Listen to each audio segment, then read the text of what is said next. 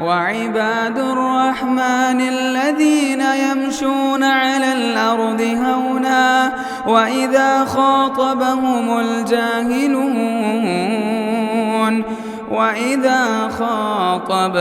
الجاهلون قالوا سلاما.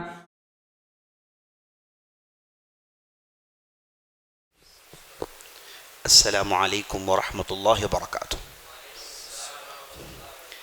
ان الحمد للہ نحمده ونستعینه ونستغفره ونعوذ باللہ من شرور انفسنا ومن سیئات اعمالنا.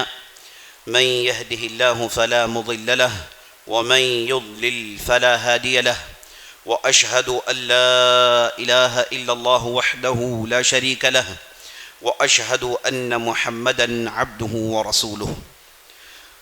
وبعد، فقال الله تبارك وتعالى: إنما المؤمنون الذين إذا ذكر الله وجلت قلوبهم وإذا تليت عليهم آياته زادتهم إيمانا وعلى ربهم يتوكلون الذين يقيمون الصلاة ومما رزقناهم ينفقون أولئك هم المؤمنون حقا.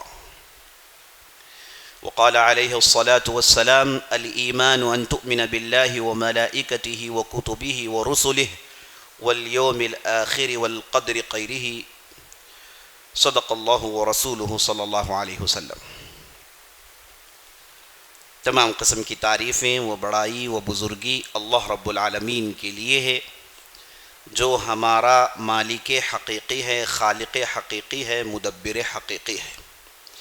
لاکھوں کروڑوں درود و سلام ہو محمد رسول اللہ صلی اللہ علیہ وسلم پر، جنہیں اللہ تعالیٰ نے ساری دنیا کے لیے رحمت بنا کر مبعوث کیا. میں اللہ رب العزت کی بارگاہ میں دست بدعا ہوں کہ اللہ سبحانہ و تعالیٰ جس طرح ہمیں ان مبارک چہروں کے ساتھ اس مبارک مسجد میں ایک مبارک موضوع کے ساتھ جمع کیا ہے، اسی طرح ہمیں جنات الفردوس میں جمع کریں. آمین یا رب العالمین. موضوع جس پر مجھے گفتگو کرنی ہے وہ ہے ایمان کی مضبوطی. اس موضوع کو دلچسپ بنانے کے لیے میں آپ کے سامنے ایک سیرت کے واقعے سے بات کی شروعات کرتا ہوں. یہ مدنی دور ہے. آپ صلی اللہ علیہ وسلم مدینہ میں جلوہ افروز ہیں. بالکل آپ صلی اللہ علیہ وسلم کا آخری زمانہ ہے. ایک عورت آپ صلی اللہ علیہ وسلم کے مجلس میں حاضری دیتی ہے اور کہتی ہے: یا رسول اللہ، وقعت فی الزنا. اے اللہ کے رسول، میں نے زنا جیسے بدترین گناہ کا ارتکاب کیا ہے. اقم علی الحد یا رسول اللہ. اے اللہ کے رسول، مجھ پر حد جاری کری، مجھ پر حد جاری کیجئے. جو گناہ کا سزا ہے وہ سزا مجھے آپ دی دیجئے. آپ صلی اللہ علیہ وسلم نے اس عورت سے کہا کہ کیا تمہارے رحم میں بچہ ہے؟ اس عورت نے کہا کہ ہاں. آپ صلی اللہ علیہ وسلم نے کہا کہ جاؤ جننے کے بعد آنا، جاؤ جننے کے بعد آنا. آپ صلی اللہ علیہ وسلم کا طریقہ عام طور پر ان معاملات میں یہ ہوتا ہے کہ یہ معاملات بندے اور اللہ کے درمیان کے ہوتے ہیں. آپ صلی اللہ علیہ وسلم چاہتے یہ ہوتے ہیں کہ یہ بندہ اللہ سے اپنے معاملات درست کر لیں، مجلس میں نہ لائیں. خاص طور پر آپ صلی اللہ علیہ وسلم چونکہ حاکم بھی ہیں، قاضی بھی ہیں اور اللہ کے شریعت کو نافذ کرنے والے بھی ہیں. یہاں پر اگر کوئی ایسا مسئلہ پیش کر دیا جائے، اللہ کے حکم کی نافذ، اللہ کے حکم کی تنفیذ ضروری ہے. اس لیے آپ صلی اللہ علیہ وسلم نظر انداز کرتے تھے. کہتے تھے کہ بھائی چلو تمہارے اور اللہ کے درمیان کا معاملہ ہے, اور انہیں کہتے ہیں کہ جاؤ بعد میں آنا, بات کو ٹال مٹول کرتے تاکہ بندہ جائیں اللہ سے معافی مانگ لے, بندے اور اس کا معاملہ ہے. یہ آپ صلی اللہ علیہ وسلم چاہتے تھے. جیسے کہ ترمذی کی روایت میں آتا ہے, ایک صاحب آئے آپ صلی اللہ علیہ وسلم کے پاس آ کر کہنے لگے یا رسول اللہ مجھ سے بہت بڑی غلطی ہو گئی. آپ صلی اللہ علیہ وسلم نے غلطی کیا تھی دریافت نہیں کیا, بلکہ کہا اصلیت معنا, کہ آپ نے ہمارے ساتھ یہ فجر کی نماز ادا کی. تو صاحب نے کہا کہ ہاں یا رسول اللہ. کہا کہ جاؤ اللہ نے تمہیں معاف کیا. کہا کہ جاؤ اللہ نے تمہیں معاف کیا.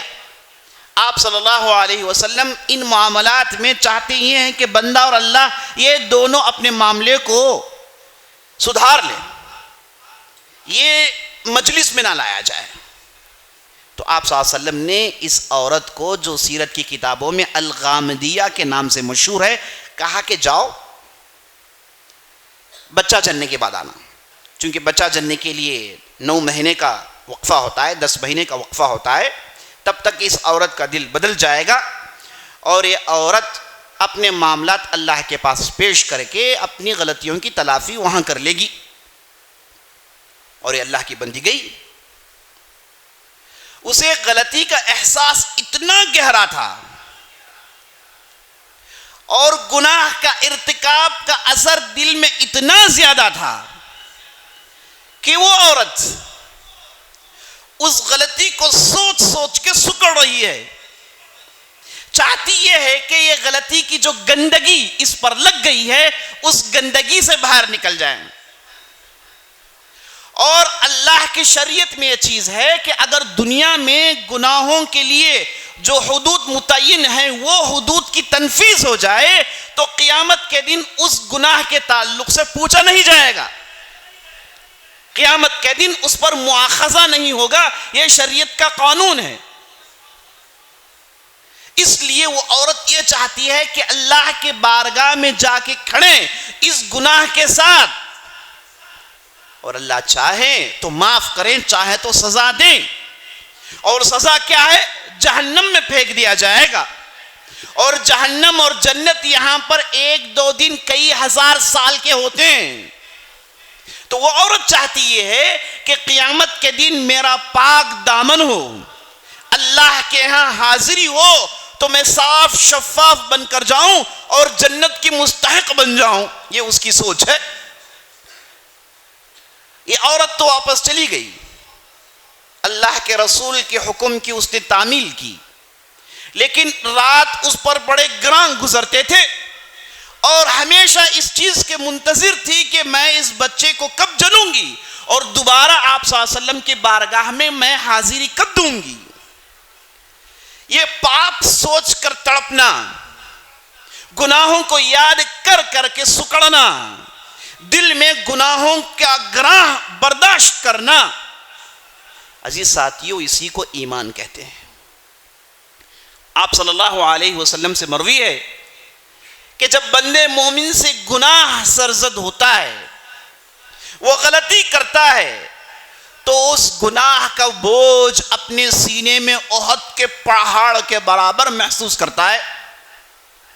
گناہ کو سوچتا ہے, قیامت کے دن اللہ کے سامنے کھڑے ہونے کو سوچتا ہے, عذاب سزا جہنم کے تعلق سے سوچتا ہے, اور اسے اللہ کے بارگاہ میں جانے کے لیے انتہائی شرم آتی ہے. یہ ہوتا ہے بندے مومن.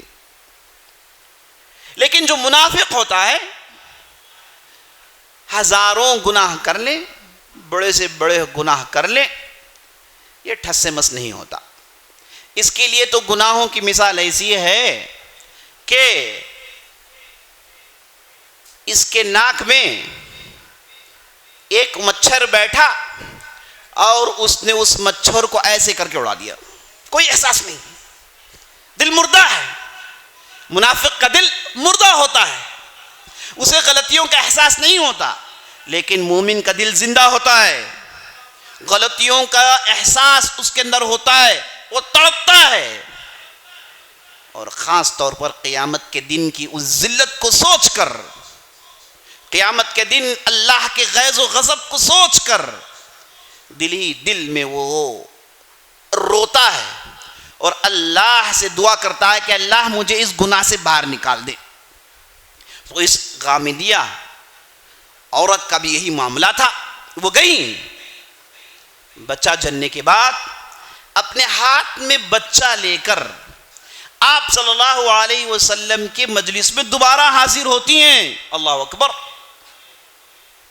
کوئی معمولی چیز نہیں ہے ساتھیوں, کوئی معمولی چیز نہیں. معلوم ہے سزا کیا ہوگی, معلوم ہے. اور انہیں معلوم ہے کہ ان سے پہلے ایک صحابی جن کا نام ماعز تھا, ان کے ساتھ کیا رویہ کیا گیا ہے اس کے تعلق سے بالکل باخبر ہے. اور اسلام میں شادی شدہ آدمی یا پھر عورت زنا کرے تو اس کی سزا یہ ہے کہ اسے سنسار کیا جائے, پتھر مار مار کے اس کے جسم کو چونٹوں سے بھر دیا جائے اور اس کی کھوپڑی کو پھوڑ دیا جائے.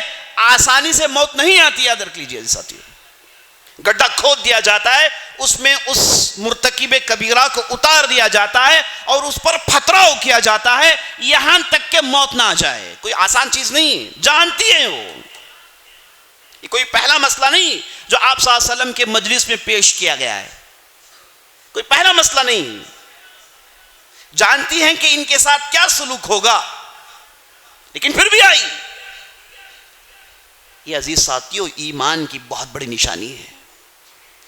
ایمان کا بہت بڑا ثبوت ہے کہ یہ آدمی قیامت پر اتنا یقین ہے, قیامت پر اتنا ایمان ہے کہ اس گندگی کو دنیا ہی میں صاف کرنا چاہتا ہے اور اللہ کے سامنے کھڑے ہونا ہے اور ہر چیز کا حساب ہوگا. لا یغادر صغیرۃ ولا کبیرہ الا احصاها. کوئی چھوٹی سی چھوٹی چیز بھی نہیں چھوڑی جائے گی, نہ بڑی سے بڑی چیز وہاں پر ترک کی جائے گی. ہر چیز کا پائی حساب لیا جائے گا. قیامت کے دن کھڑے ہونا بارگاہ الہی میں, جواب دہ ہونا, اس پر کامل یقین رکھنا, یہی ایمان ہے. اور یہ ایمان عزیز ساتھیوں آزمائش کے دوران ظاہر ہوتا ہے. جیسے کہ اس صحابیہ کے واقعے میں آپ سن رہے ہیں کہ وہ دوبارہ آتی ہیں. اللہ اکبر. شیرخوار بچہ اپنے ہاتھ میں لے کر آتی ہیں اور صحابہ کہتے ہیں کہ ہم نے دیکھا, وہ آ کر کہتی ہیں اقم علی الحد یا رسول اللہ, مجھ پر حد جاری کیجئے اللہ کے رسول, میں حد کے طلب میں پہنچی ہوں. نبی صلی اللہ علیہ وسلم نے کہا کہ یہ تیرا بچہ ہے؟ کہا کہ ہاں میرا بچہ ہے. اگر ہم نے تجھے مار دیا تو اس بچے کا کون دودھ پلائے گا؟ اس بچے کو 2 سال کی مدت ہے نا. والوالدات يرضعن اولادهن حولين كاملين لمن اراد ان يتم الرضاعه. 2 سال دودھ پلانا ہے, یہ اسلام کا قانون ہے. نبی صلی اللہ علیہ وسلم نے کہا کہ اگر ہم نے تمہیں مار دیا تو اس بچے کا کیا؟ تو لے جا اس بچے کو, دودھ پلا, دودھ کی مدت ختم ہو گئی تو بعد میں دیکھیں گے. بادل ناخواستہ یہ عورت اس بچے کو لے کر جاتی ہے, واپس جاتی ہے. اللہ اکبر.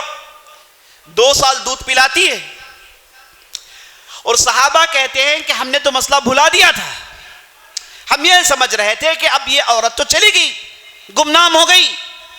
اپنا معاملہ رب کے پاس پیش کیا اور رب انتہائی رحمان اور رحیم ہے, آنسوں بہانے سے گناہوں کو معاف کر دیتا ہے. اللہ اتنا بڑا رحیم, اتنا بڑا کریم ہے کہ بندہ اگر اللہ کی بارگاہ میں آنسوں ٹپکائے, 2 آنسوں, زیادہ نہیں, پورے گناہ معاف ہیں, پورے گناہ معاف ہیں.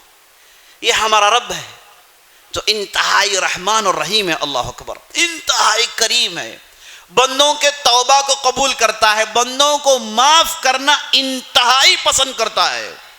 بندہ جب اللہ کی بارگاہ میں رجوع کرتا ہے گناہ کرنے کے بعد, جو گڑ گڑاتا ہے وہ کیفیت اللہ کو بہت پسند ہے. یہاں تک کہ بعض روایتوں میں نبی صلی اللہ علیہ وسلم سے مروی ہے کہ اللہ سبحانہ و تعالیٰ نے کہا کہ اگر زمین میں بندوں نے گناہوں کو چھوڑ دیا تو ہم انہیں ختم کریں گے, ایسے بندے لائیں گے جو گناہ کر کے پھر معافی مانگتے ہیں, ہمیں انہیں رکھیں گے. اللہ بندوں کے گناہوں کو معاف کرنا پسند کرتا ہے. قابل التوب، اللہ نے قرآن میں ارشاد فرمایا توبہ قبول کرنے والا ہے۔ وَلِلَّهِ أَشَدُّ فَرَحًا، نبی صلی اللہ علیہ وسلم حدیث میں ارشاد فرماتے ہیں اللہ کو بندوں کے گناہوں کو معاف کرنے میں اتنا مزہ آتا ہے۔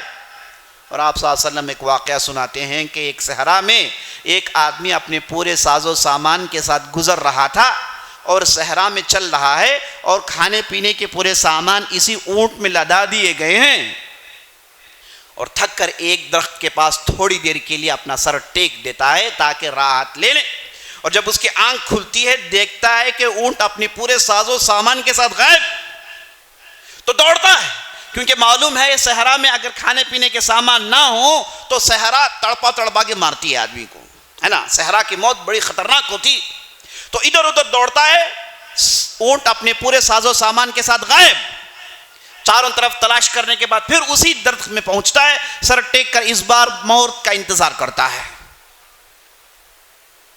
جب اس کی آنکھ لگ گئی تھوڑی دیر بعد آنکھ کھلی تو پھر اس اونٹ کو وہ اپنے پورے ساز و سامان کے ساتھ دیکھتا ہے تو خوشی میں چیخ کر کہتا ہے اے اللہ تو میرا بندہ میں تیرا رب۔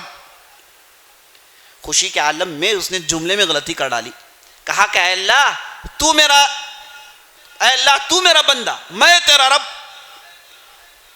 تو نبی صلی اللہ علیہ وسلم نے اس واقعے کو سنا کر کہا کہ اس بندے کو جتنی خوشی ہوئی اس سے کئی درجے کروڑہ درجے اللہ کو خوشی ہوتی ہے جب بندہ اللہ کے بارگاہ میں رجوع کرتا ہے، توبہ کرتا ہے، اپنے گناہوں کو پیش کرتا ہے، اور اللہ سبحانہ و تعالی بندوں کے اندر سچائی دیکھتا ہے تو ان کے گناہوں کو معاف کر دیتا ہے۔ یہ دیکھیں یونس علیہ السلام، اللہ اکبر، حکم ہوا کہ فلاں قریے میں جائیں اور دعوت کا کام کریں، گئے دعوت کا کام کیا اور خوب کیا، ایڑی چوٹی کا زور لگایا، کسی مائے کے لال نے ایمان نہیں قبول کیا، آخر کار پریشان ہوئے، مایوس ہوئے، بغیر اجازت کے قریہ چھوڑ دیا۔ نتیجہ کیا ہوا؟ نتیجہ یہ ہوا کہ اللہ نے انہیں مچھلی کے پیٹ میں ڈال دیا، ایک بڑی مچھلی نکل دیتی ہے، اور جب مچھلی کے پیٹ کی تاریکیوں میں وہ پڑے رہے، اپنی غلطی کا احساس ہوا، اپنے گناہ کا احساس ہوا، تو یونس علیہ السلام اللہ کے نبی تھے، معلوم ہے کہ اللہ کو کیسے راضی کرنا ہے، اور کیا کہا انہوں نے؟ لا الہ الا انت سبحانک انی کنت من الظالمین، اللہ اکبر، کہا کہ نہیں کوئی معبود برحق سوائے تیرے، بلا شبہ غلطی کرنے والا میں ہوں۔ اسے کہتے ہیں اعتراف، اسے کہتے ہیں اعتراف۔ بندہ جب اپنی غلطیوں کا اعتراف کرتا ہے وہیں اس کی بخشش ہو گئی، بندہ اپنی غلطیوں کا اعتراف کرتا ہے وہیں اس کی معافی ہو گئی۔ یہ منافق ہوتے ہیں جو اپنے غلطیوں کو جسٹیفائی کرتے ہیں، یہ منافق ہوتے ہیں اپنی غلطیوں کو صحیح ثابت کرنے کے پیچھے پڑے رہتے ہیں۔ بندے مومن تو سیدھے سیدھے غلطی مان لیتا ہے، سیدھے سیدھے گناہ کو مان لیتا ہے۔ تو یونس علیہ السلام نے کہا کہ یہ میری غلطی ہے، اور اس کے بعد اللہ نے مچھلی سے کہا کہ اسے چھن دو، تو یونس علیہ السلام کامل مکمل ایک ساحل میں چھن دیے جاتے ہیں، اللہ اکبر۔ تو یہ عورت گئی غامدیہ، دیکھیے ایمان کا درس ہے، ایمان کی تازگی کی بات ہے، تو اس غامدیہ عورت کا ایمان عزیز ساتھیوں ہمارے لیے بہت بڑا نمونہ ہے۔ گئی، سب نے سمجھا کے گئی، بات ختم، 1 سال کے بعد آئی تھی، اب تو 2 سال کی بات ہے، واپس تھوڑی آئے گی۔ چشم فلک نے یہ حقیقت دیکھی کہ وہ عورت دوبارہ اپنے ہاتھ میں بچہ پکڑ کے اور بچے کے ہاتھ میں روٹی کا ٹکڑا دے کے بارگاہ میں حاضر ہوئی، اللہ اکبر، کوئی معمولی چیز نہیں ہے۔ دوبارہ حاضر ہو رہی ہے، کہہ رہے کہ اللہ کے رسول آ گئی ہوں، اللہ کے رسول یہ دیکھیے بچہ اب اپنے آپ کھا سکتا ہے، وہ میرے دودھ کا محتاج نہیں، اقیم علی الحد یا رسول اللہ، اللہ کے رسول مجھ پر حد جاری کیجیے۔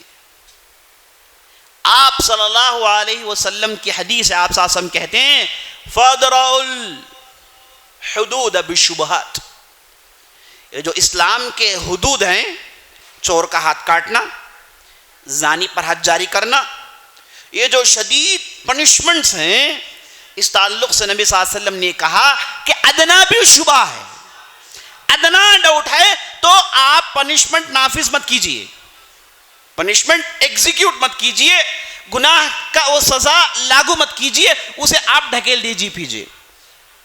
آپ صلی اللہ علیہ وسلم نے کہا ہے، کیوں یہ پنشمنٹس، یہ سزائیں، یہ حدود شریعت میں اس لیے ہیں کہ آدمی اسے دیکھ کر ڈر جائے، یہ نہیں کہ آدمی کر کے اپنی جان گوائے، یہ شریعت نہیں چاہتی۔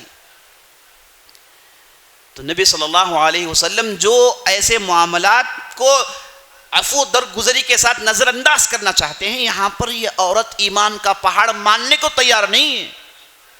3 سال سے معاملہ چل رہا ہے، پھر پہنچ گئی۔ آپ صلی اللہ علیہ وسلم اس بار مجبور ہوئے اور حکم دیا کہ اب اس عورت پر حد جاری کیا جائے۔ عورت کو لے جاتے ہیں اور اس پر حد جاری کرتے ہیں۔ عورت کی وفات ہو جاتی ہے اور اللہ کی وہ پیاری ہو جاتی ہے۔ اپنے جان کو اس نے اللہ کے لیے گوا دیا۔ اس کے لیے عین ممکن تھا کہ وہ جاتی اور چھپ جاتی، اپنا معاملہ اللہ کے پاس پیش کر دیتی، اور اللہ رحیم رحمان غفور ستار وہاب ہے، معاف کر سکتا ہے، معاف کرتا ہے۔ جب بندہ توبہ کرتا ہے، توبہ نصوح کرتا ہے، 100% اس کی غلطی معاف ہے، لیکن اس کے باوجود یقینی طور پر نہیں کیا جا سکتا، یقینی طور پر نہیں کہا جا سکتا کہ قیامت کے دن اللہ سبحانہ و تعالی نے معاف کر دیا ہو۔ پکڑ ہو سکتے، ممکن ہے، امکان ہے۔ اور یہ بندے مومنہ چاہتی یہ تھی کہ یہ امکان کا بھی ادھر کوئی شائبہ باقی نہ رہے، قیامت کے دن اللہ کے بارگاہ میں پہنچوں تو پاک دامن پہنچوں، کوئی مواخذہ نہ ہو۔ اللہ اکبر۔ عزیز ساتھیو، یہ ایمان کا نمونہ ہے جو میں نے بطور واقعہ آپ کے سامنے پیش کیا۔ ایمان کسے کہتے ہیں؟ ایمان یقین کو کہتے ہیں جو دل میں اتر جاتا ہے، اور یہ یقین جب دل میں اتر جاتا ہے تو آدمی اللہ کے احکامات پر عمل کرنے میں اسے کوئی دقت نہیں ہوتی، بلکہ اسے مزہ آتا ہے، اور اللہ نے جن چیزوں کو حرام قرار دیا ان چیزوں کو چھوڑنے میں کوئی تکلیف نہیں ہوتی۔ یہی ایمان ہے، یہی ایمان ہے۔ اللہ اکبر۔ صحابہ کی جماعت کو پڑھیے آپ، اگر آپ اپنے دل میں ایمان تازہ کرنا چاہتے ہیں، سب سے پہلا کام یہ اللہ کی کتاب کو پڑھنا چاہیے۔ یہ جو قرآن ہے نا، آپ کو سمجھ میں آئے یا نہ آئے، اس کی جو عربی متن ہے اس کی تلاوت ہونی ہے اگر آپ کے دل میں ایمان تازہ رکھنا چاہتے ہیں۔ اور آج ہم مسلمان ایمان کی تازگی کے کتنے محتاج ہیں۔ اللہ اکبر۔ مسلمان نام ہے، نام عربی میں ہے، لیکن عمل ایسے عمل کہ غیر مسلمان انہیں دیکھ کر انہیں شرم آتا ہے کہ یہ کیسا مسلمان ہے۔ آج ہم مسلمانوں کی یہ حالت ہے، لین دین میں جھوٹ، تجارت میں جھوٹ، زبان کی حفاظت نہیں، اور غیر مسلمان بھی وہ گناہ نہیں کرتے جسے مسلمان اپنا نام اسلام کا لیتے ہوئے کر گزرتا ہے۔ کتنے ایسے مثالیں ہیں۔ آج ہندوستان جو ہم مسلمانوں سے اسلام کا صحیح ریپریزنٹیشن چاہتا ہے، اسلام کی صحیح نمائندگی چاہتا ہے، اور مسلمان ہم یہاں پر کیا نمائندگی کر رہے ہیں؟ یہ سب کچھ ہو رہا ہے ایمان کی کمی کی وجہ سے۔ اور شریعت نے ایمان کو تازہ رکھنے کے لیے پورے اسباب مہیا کیے۔ یہ 5 وقت کی نماز ہے کیا؟ آپ کے ایمان کو تازہ کرنے کے اسباب ہیں۔ یہ جمعے کی نماز اس لیے رکھی گئی کہ آپ کو ایک ہفتے میں ڈوز ملتا رہے تاکہ آپ کا ایمان پکا رہے۔ اسلام نے ایمان کو تازہ رکھنے کے لیے پورے اسباب مہیا کیے ہیں۔ اللہ اکبر، پورے اسباب مہیا کیے ہیں، لیکن ہم مسلمان یہ اسباب ہونے کے باوجود ہمارے ایمان کو تازہ نہیں رکھ پا رہے ہیں، اور اس وجہ سے ہوا یہ کہ اسلام کا نام ہے لیکن حرکتیں ایسی کہ جنہیں دیکھ کر کوئی قبول نہیں کر سکتا. یہ اسلام کا نام لے گا؟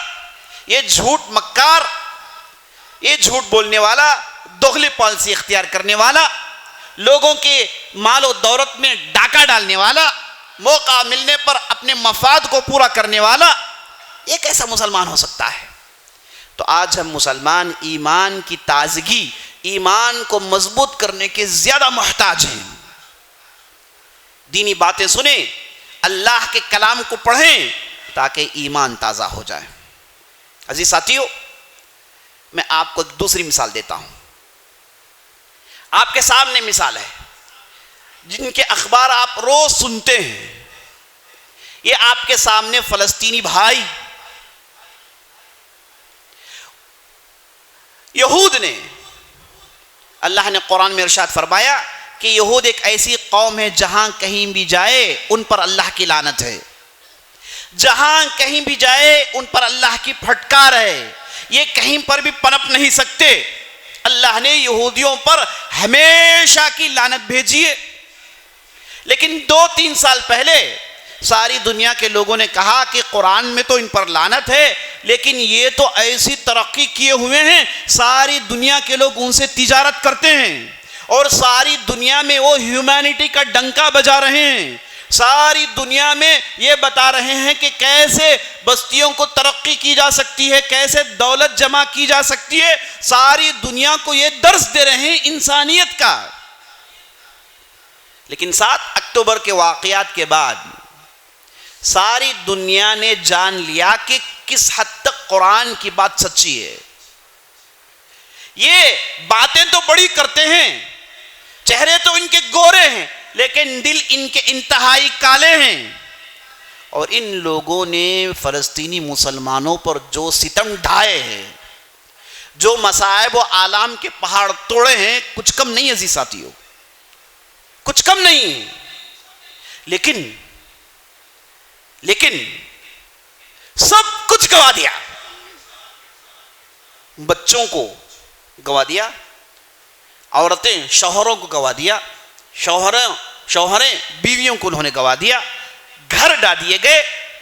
اور اس ظالم نے بمباری میں کوئی تمیز نہیں کیا. اس نے بم گرائے مساجد میں، اس نے بم گرائے قبرستانوں میں، اس نے بم گرائے میدانوں میں، اس نے بم گرائے عمارتوں میں، اس نے بم گرائے جو بھی وجود میں ہے سب پر اس نے بم گرائے. کوئی چیز اس نے نہیں چھوڑی. پورے کا پورا غزہ اس نے قبرستان میں تبدیل کر دیا. پورے کا پورا غزہ ہم دیکھ رہے ہیں. لیکن قربان جائیں فلسطینی مسلمانوں پر کہ انہوں نے ٹھان لیا کہ اس دشمن کی مخالفت کریں گے. حالانکہ ان کے لیے بہت معاملہ آسان تھا. کیا معاملہ آسان تھا؟ وہ مانگتا کیا ہے؟ یہود مانگتے کیا ہیں؟ کہتے ہیں کہ بھائی اپنے آپ کو سرنڈر کر دو. جب تم سرنڈر کرو گے فائدے تمہارے ہیں. تمہیں اسرائیلی پاسپورٹ ملے گا جو کہ دنیا میں طاقتور پاسپورٹ ہے، اور تم بستیوں میں آ جا سکتے ہو، آرام سے رہ سکتے ہو، تمہیں پوری فیسلٹیز ملے گی، تم ممبر آف پارلیمنٹ بھی بن سکتے ہو، تم اپنی تجارت کر سکتے ہو، اپنے آپ کو ڈیولپ کر سکتے ہو. کرنا کیا ہے؟ کرنا صرف یہ ہے کہ اس اسرائیلی حکومت کو مان لینا ہے بس. اور فلسطینی مسلمان نے کیا کیا؟ پچھلے 70 سال سے انہوں نے کہا کہ معاملہ ہمارے جھکنے کا نہیں ہے، معاملہ یہ اللہ کے گھر کا ہے، معاملہ اس مسجد الاقصی کا ہے. تمہارے عزائم ہم جانتے ہیں، تمہارے مکر و فریب کو ہم جانتے ہیں. تم ہماری اس مسجد کو چھیننا چاہتے ہو، یہاں پر تم اپنی عبادت گاہ بنانا چاہتے ہو، تم یہاں سے مسلمانوں کو اور اسلام کو مٹانا چاہتے ہو. انہوں نے کہا کہ ہم اپنے جان دے دیں گے، اپنے بچوں کو قربان کر دیں گے، اپنے مردوں کو قربان کر دیں گے، جو بھی ممکن ہے سب قربان کر دیں گے، لیکن اللہ کی مسجد کو چھوڑنے کے لیے تیار نہیں ہے. ایمان دیکھیے، ایمان دیکھیے سی ساتھیوں، یہ اللہ پر یقین دیکھیے. دنیا کے تکالیف جھیل لیں گے، دنیا کی ان پریشانیوں کو جھیل لیں گے، بموں کو جھیل لیں گے، جان دے دیں گے، سب کچھ ممکن ہے، لیکن اللہ کی مسجد سے تنازل ممکن نہیں، اللہ کی مسجد کو چھوڑ کر نہیں دیں گے۔ اللہ اکبر، کیا زبردست ایمان ہے، اس کی انہوں نے تربیت حاصل کی ہے، نسل در نسل اس کی تربیت انہوں نے حاصل کی ہے۔ اور ان کی تربیت پتہ ہے کیسی ہوتی ہے؟ ان کی تربیت پتہ ہے کیسی ہوتی ہے؟ ان کے گھر میں سب مل کر رہتے ہیں، بھائی بھائی جو بھی سب مل کر رہتے ہیں، بچوں کو کبھی یہ پتہ نہیں ہوتا کہ باپ کون ہے، سب کو باپ بلاتے ہیں، سب کو چچا بلا رہے ہیں، اس لیے کہ کہیں کل مر نہ جائے تو بچے کو باپ کے کھونے کا غم نہ ہو۔ گھر میں ایسی تربیت ہوتی ہے ان کی، یعنی وہ پیدائشی طور پر یہ ایمان کے جلوے اور اس دشمن کی دشمنی کو جھیلتے ہوئے پرورش حاصل کر رہے ہیں۔ اللہ اکبر، اللہ اکبر۔ عزیز ساتھیو، یہ کچھ معمولی چیز نہیں ہے، ان کے حق میں ہمیں دعا کرنی چاہیے اور ان کی ان قربانیوں کو اللہ کی بارگاہ میں قبولیت کے لیے ہمیں دعا کرنی چاہیے کہ اللہ ان کی محنتوں کو قبول فرمائے، اللہ ان کے اس قربانیوں کو قبول فرمائے جو یہ بے تحاشا دے رہے ہیں۔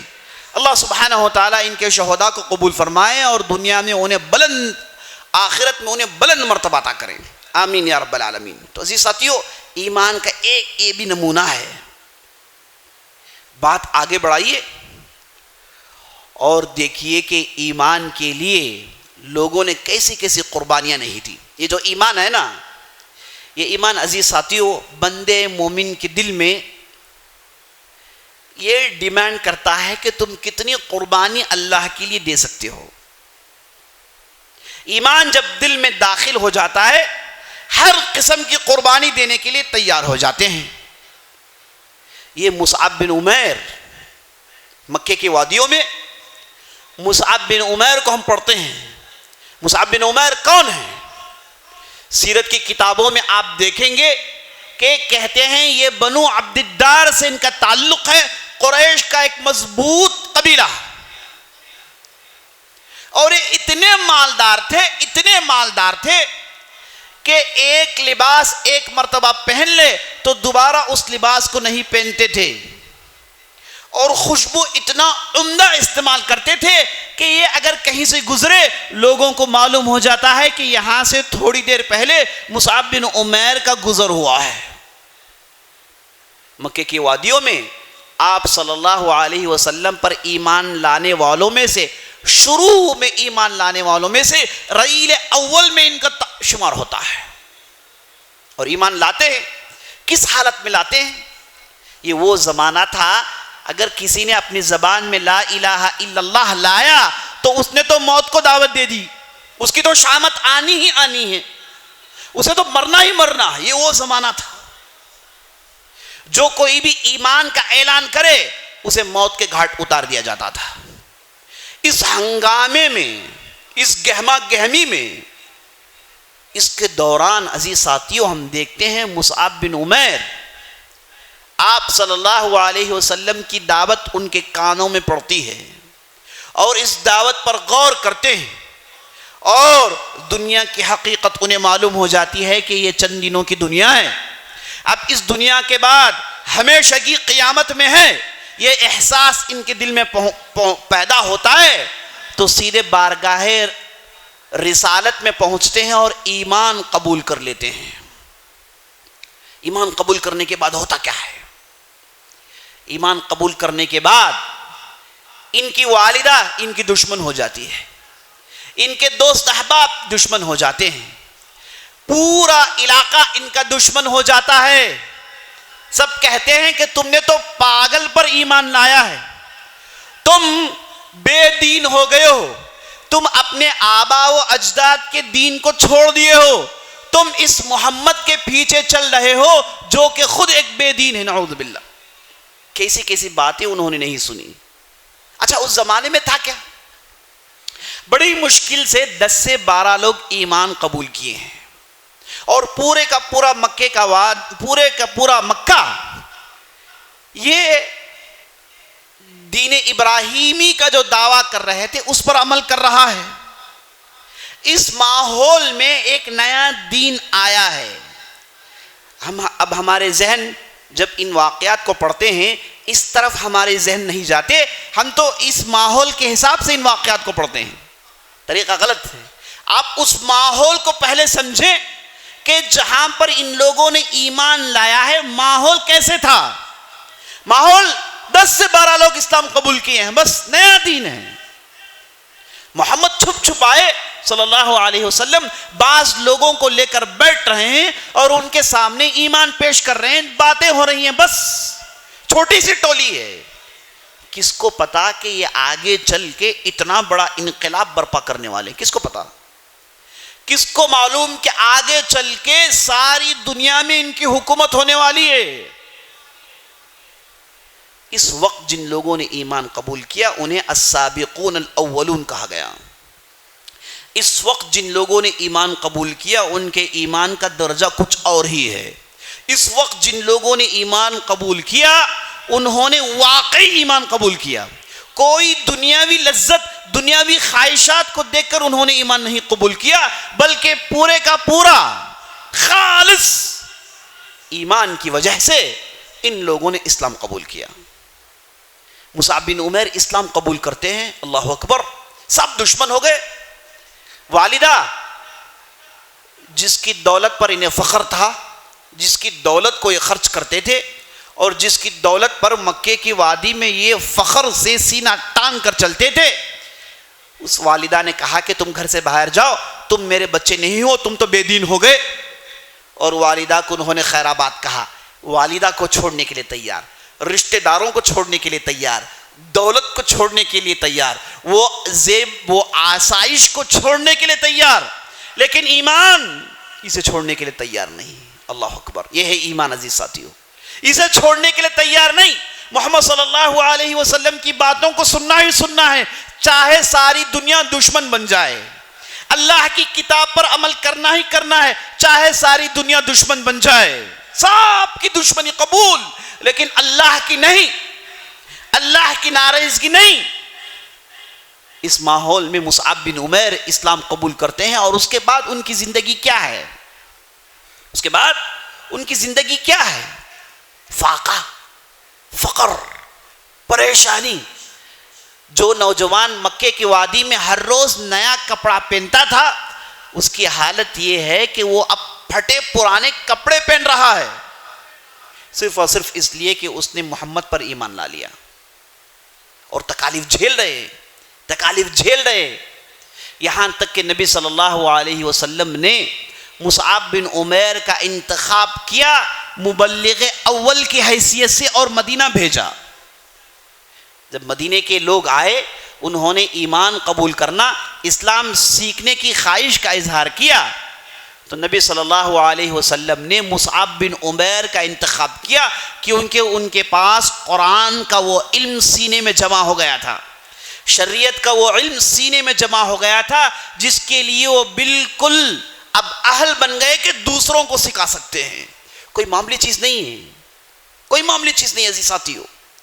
نبی صلی اللہ علیہ وسلم کی نظر ان پر پڑتی ہے, اور نبی صلی اللہ علیہ وسلم نے کہا کہ اے مصعب جاؤ, اب مدینے میں اللہ کے دین کو لوگوں کو سکھاؤ. اور مدینہ جاتے ہیں, صرف 80 دنوں میں, 3 مہینے کے اندر مدینے میں جتنے بھی گھر تھے سب گھر میں اسلام کے بارے میں پیغام پہنچ جاتا ہے. اور ان کے ہاتھوں کون اسلام قبول کرتے ہیں؟ اللہ اکبر, سعد بن معاذ ان کے ہاتھوں اسلام قبول کرتے ہیں, اسعد بن زرارہ ان کے ہاتھوں اسلام قبول کرتے ہیں. بڑے بڑے ایمان کے پہاڑ. سعد بن معاذ کون ہیں؟ جن کے تعلق سے نبی صلی اللہ علیہ وسلم کہتے ہیں جن کی موت پر اللہ کا عرش ہل گیا, جن کی موت پر اللہ کا عرش ہل گیا, اہتز عرش الرحمن بموتہ. اللہ اکبر, سعد بن معاذ ایمان کا پہاڑ, کوئی معمولی آدمی نہیں ہے. اللہ اکبر. یہ ایمان قبول کرتے ہیں مصعب بن عمیر کی حکمت کی وجہ سے.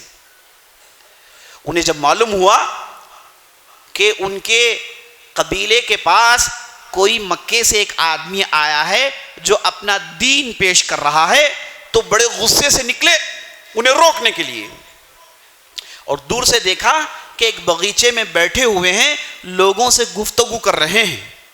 تو ایک صاحب نے کہا کہ یہ آدمی ہیں جو مکے سے آئے ہیں اور لوگوں کے پاس نئی نئی باتیں پیش کر رہے ہیں۔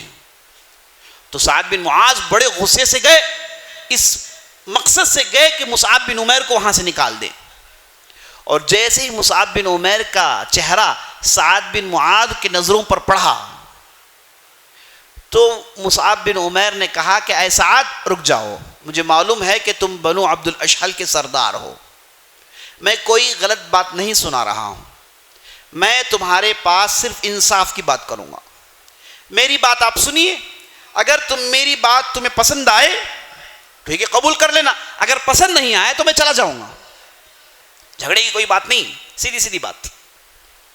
تو سعد بن معاذ نے کہا کہ تمہاری بات تو صحیح ہے، پسند آئے تو قبول کریں گے ورنہ رد کر دیں گے۔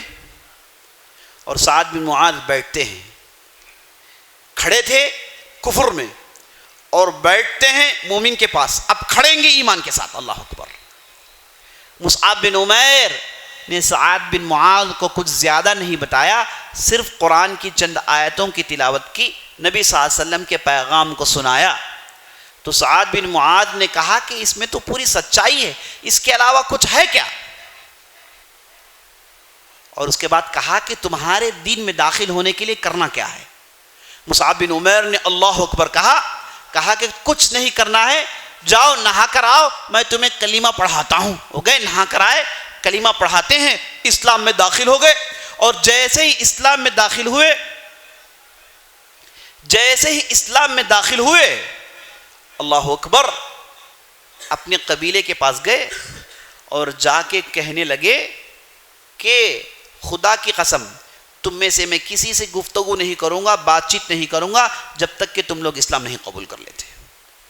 اور سبھوں نے شام آنے تک پورا قبیلہ بنو عبد الاشحل مسلمان ہو جاتا ہے۔ یہ مصعب بن عمیر جنہوں نے دنیا کو لات مارا، دنیا کے خواہشات کو چھوڑا، اللہ نے اتنا زبردست بدلہ دیا کہ ان کے ہاتھوں بڑے بڑے لوگوں نے اسلام قبول کیا اور یہ شہید ہو جاتے ہیں احد کے معرکے میں۔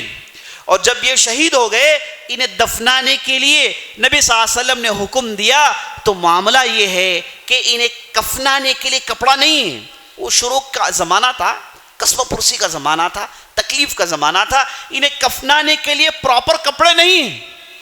اگر پیر ڈھانکتے ہیں تو سر کھل جاتا ہے، سر ڈھانکتے ہیں تو پیر کھل جاتے ہیں، اللہ اکبر۔ تو نبی صلی اللہ علیہ وسلم نے کہا کہ سر ڈھانک دو، پیروں میں گھاس رکھ دو، اس طریقے سے انہیں دفنایا گیا۔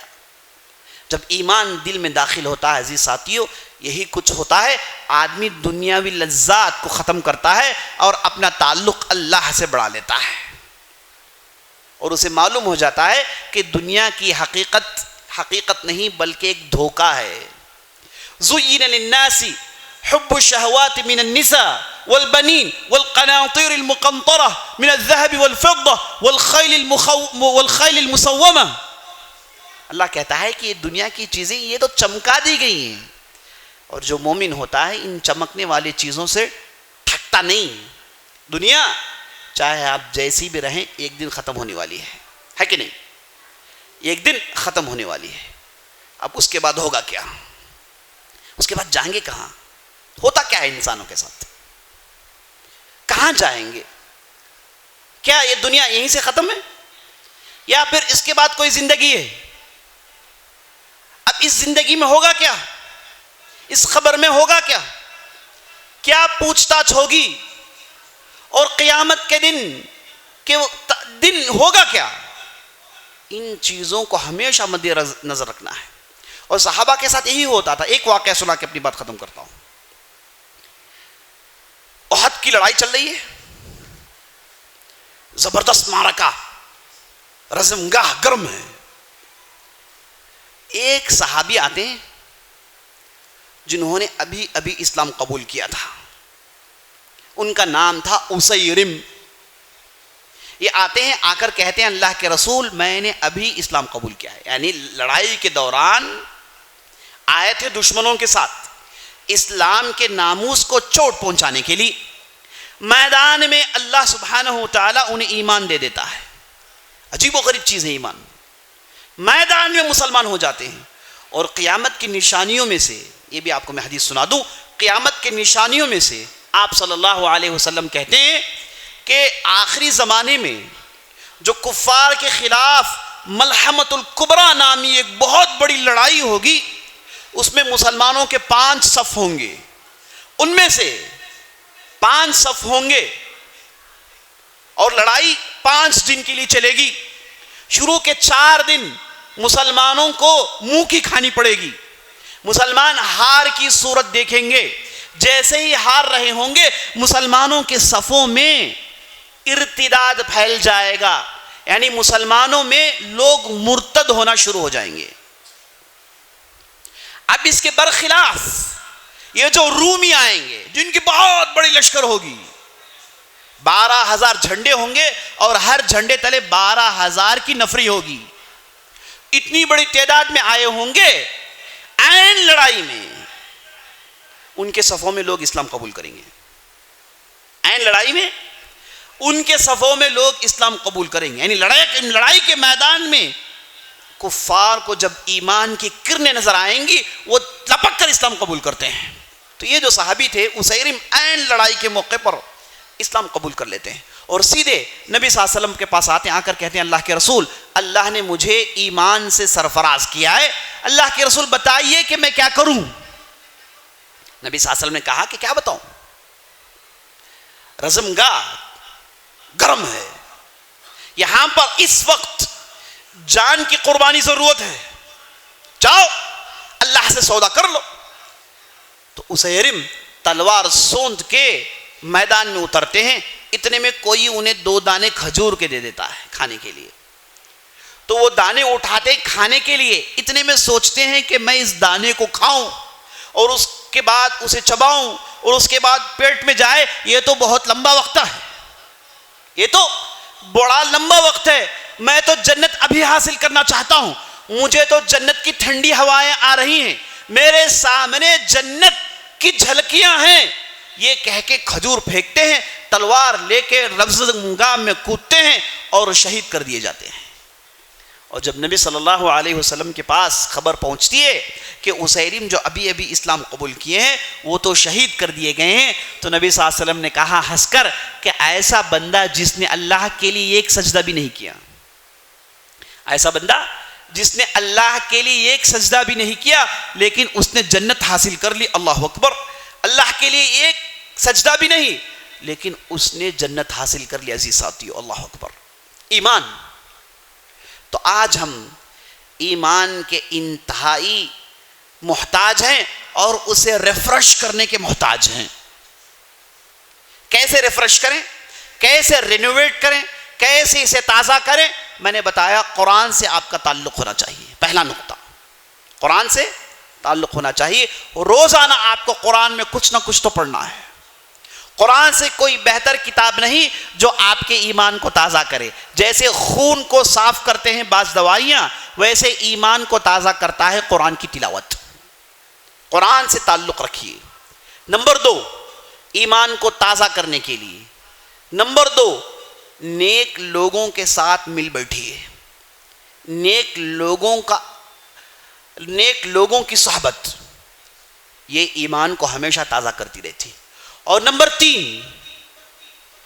3 نیک صالح لوگوں کی زندگی کو سننا, صحابہ کی زندگی کو پڑھنا, نیک صالح لوگوں کی زندگیوں کو سننا, ایسی مجلسوں میں آنا, یہ سب ایمان کو تازہ کرتی ہیں. یہ سب ایمان کو تازہ کرتی ہیں. ایک نبی صلی اللہ علیہ وسلم کے صحابی تھے جن کا نام تھا حنظلہ. ایک مرتبہ گھر سے نکلے اور یہ کہنے لگے نافق حنظلہ, نافق حنظلہ, حنظلہ منافق ہو گیا, حنظلہ منافق ہو گیا.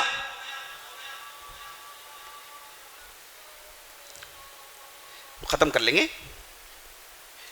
تو حنظلہ منافق ہو گیا, اعلان کر رہے ہیں. راستے میں ملاقات ہوئی ابو بکر صدیق رضی اللہ عنہ کی. ابو بکر نے کہا کہ اے حنظلہ تم تو بدری ہو, تمہارے ایمان میں کیا شک ہے, کیا ہوا تمہیں؟